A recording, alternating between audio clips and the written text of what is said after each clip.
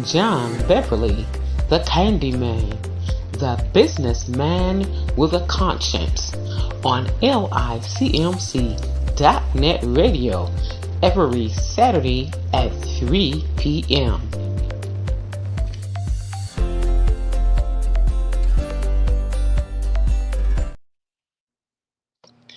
Hello, everyone. This is John Beverly, the businessman with a conscience, here at the Alkemalon Village, where each one reach one, each one teach one brick, one building, one block at a time. As we often say, people don't care how much you know until they know how much you care. And we show that we care about the things that we do. And I just want to start off by thanking each and every one of you for taking the time out of your busy schedule to share a few of these moments with me and some of the things that I'll be saying. Hopefully, I said something that you can relate to, something that might help you, maybe to help encourage you. But, I'm a young man and I've been blessed to be here for 72 years. And I don't take it lightly because a lot of people is dead and gone. Now, a lot of my family members has passed in the last 6 weeks or so. But every day I give thanks to God for allowing me to be here another day, to see another day. And I call it another day of blessings. So, and I don't take it lightly, but in just thinking in general and taking the time out, I often look and pay attention to my surroundings and people around me and the things that they're doing. And I see a lot of people not taking advantage of the opportunities that they have. Everybody have dreams. Everyone have a vision. And the people that have the dreams and the visions, I often tell them, you stay focused on your dream and your vision because don't nobody see it but you. Don't expect others to do what you're going to do or what you're trying to do. They don't see it the way you see it. They don't anticipate on working with you on your dreams or your vision. But most important, it's important for you to take the time out and not just talk about it, but be about it. And earlier today, I got a chance to talk with a customer, and I've been talking with them for a while, and they're always talking about what they're going to do or trying to do and what they're going to have. And sometimes I try to encourage different ones that in order to have something, you have to take what you have and use what you have to get what you want.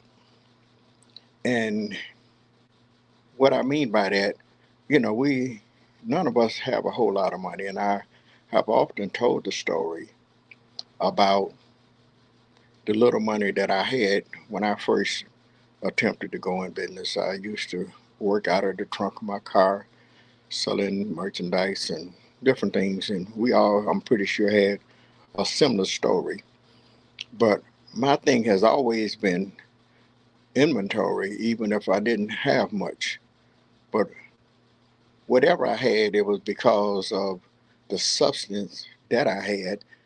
I used what I had, and I took the little and I invested, and I made a few dollars, and I invested, and I made a few more dollars, and I invested. And I'm saying this to say that you have to invest in yourself because there's going to come a time, like I say, people don't see your dream, they don't see your vision. So they're not going to invest in you like you have to invest in yourself.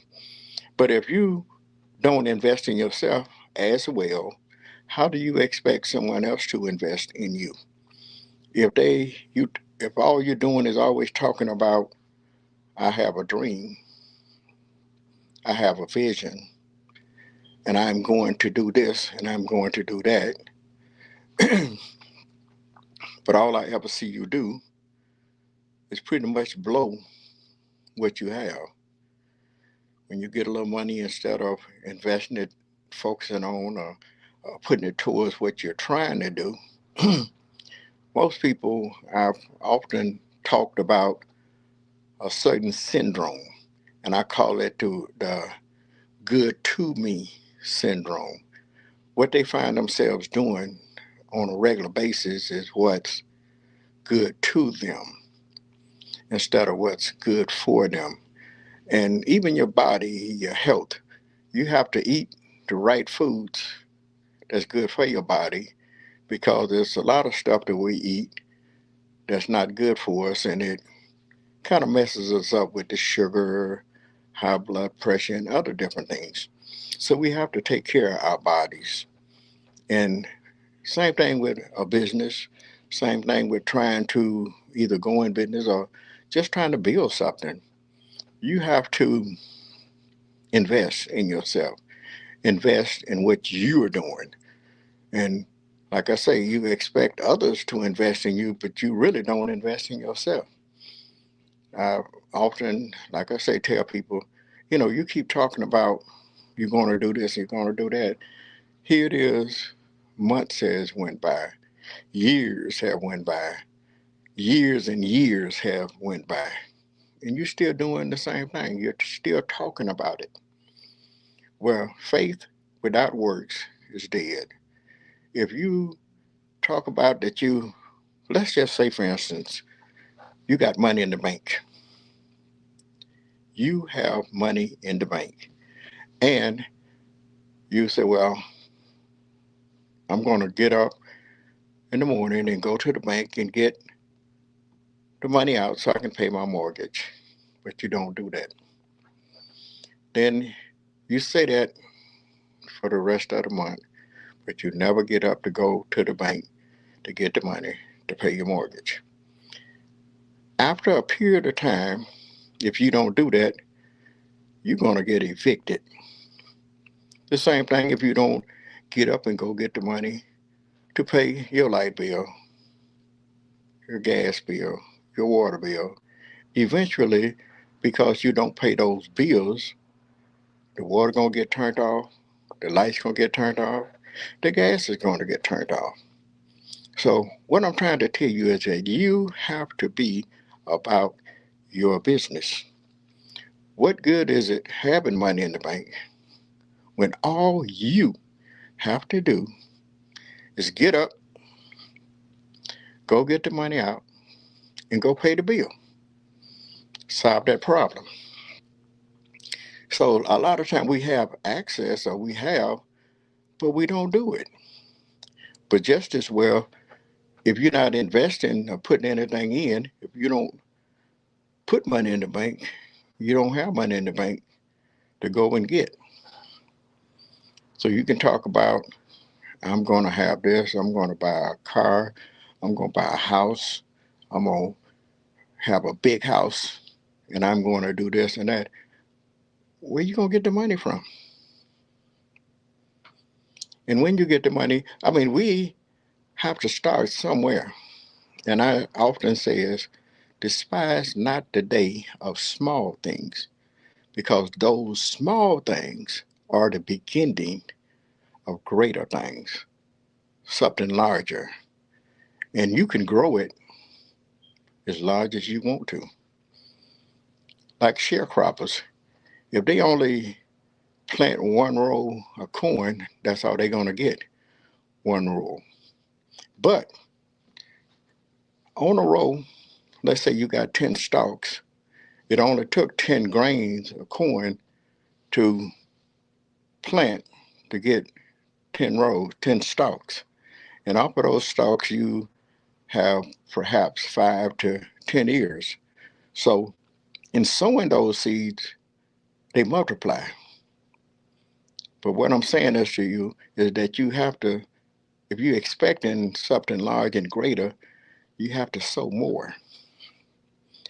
Uh, I look at myself as a seed sower, and I let people know that I sow seeds, and I don't have a problem with it. And I have yet today to regret it. I have sold into different people's ministry. I have sold in others' business. And I do that because I want people to know that I understand the struggle, that I understand the fight. I'm just here to encourage you that if you stick to your guns, if you stay focused, and you do what you're supposed to do, the sky's the limit. Back to a big house, a fine car, and all those luxury things. You have to start somewhere. You can't start there unless you was born with a silver spoon and inherit a whole lot of money. So start off with a little bit at a time and build and grow and do what you need to do with what you have. Make it do what it do.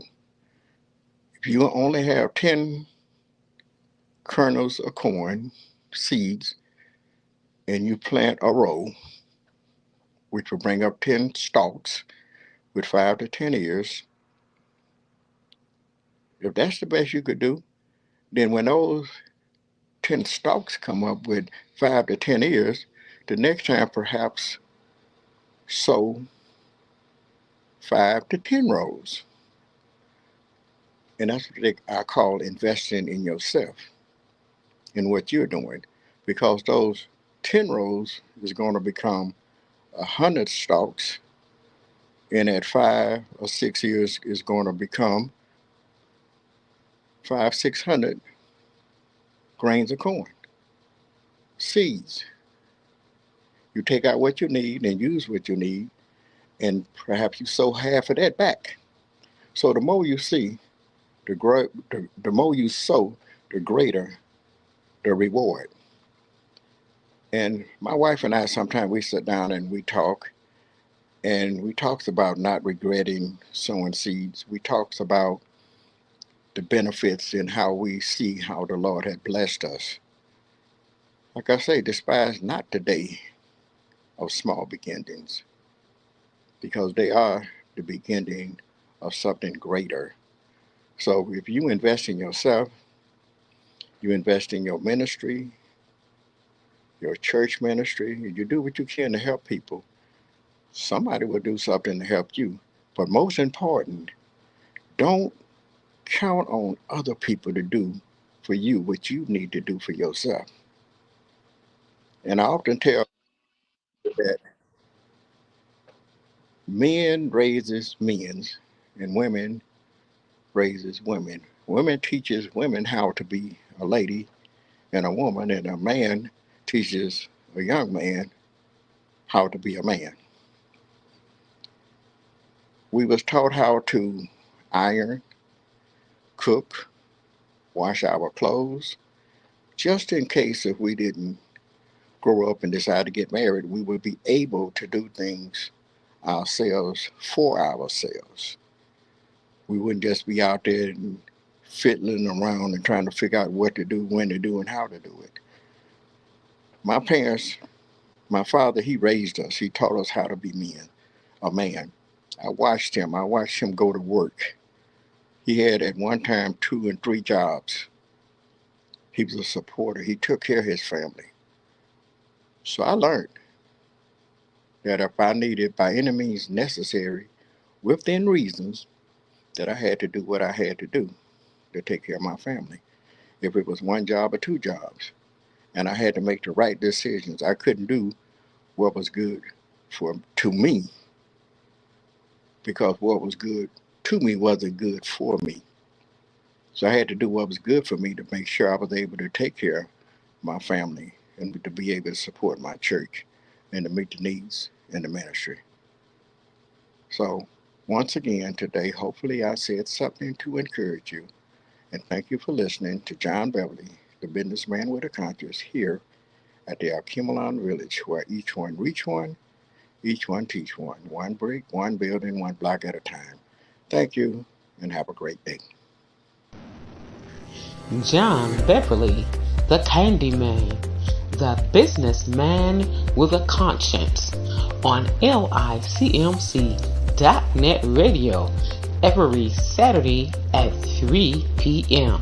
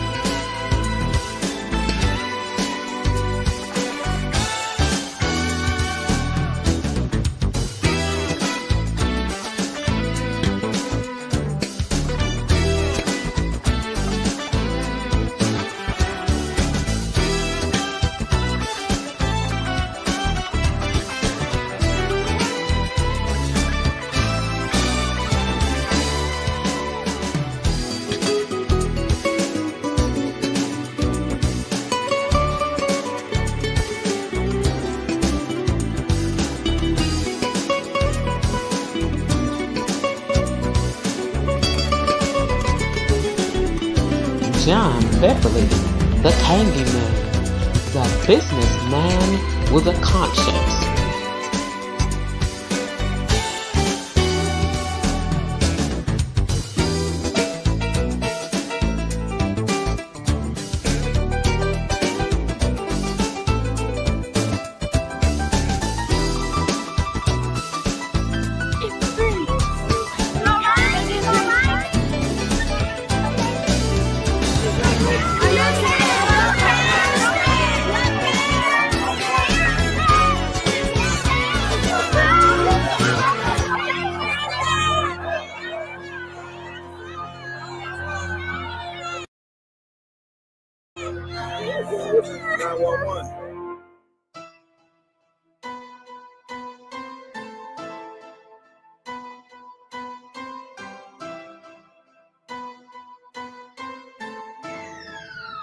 Hey Nino, you shouldn't have. Fresh air, please, for all of us to breathe. Pollution everywhere.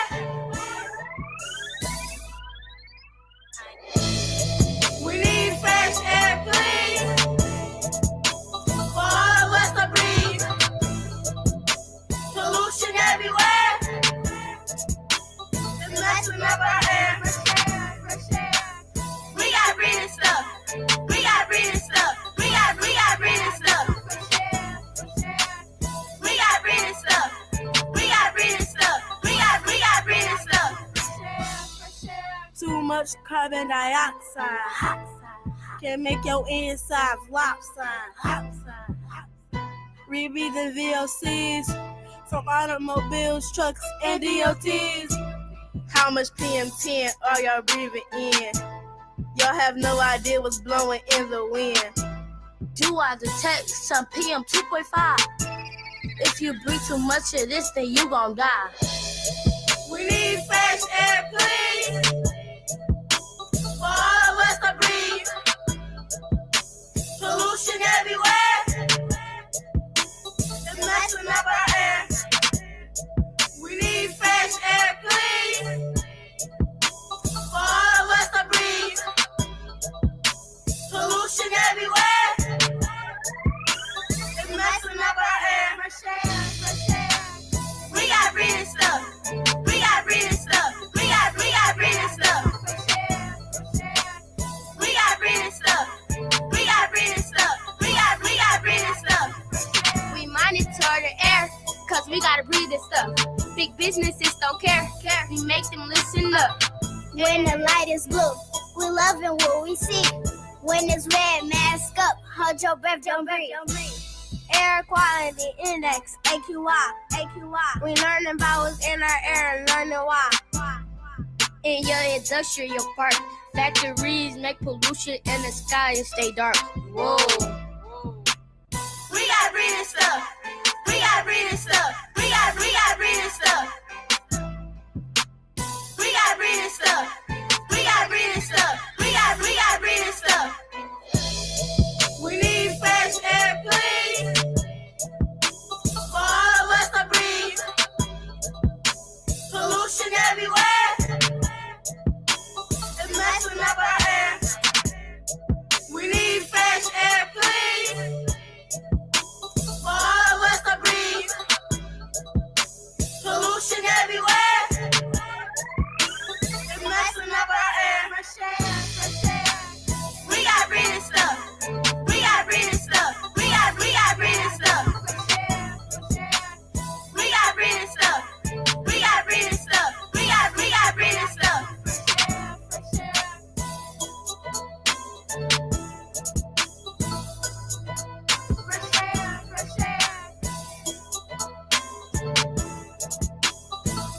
Can I get some fresh air? We need fresh air, please, for all of us to breathe. Pollution everywhere. It's messing up our air.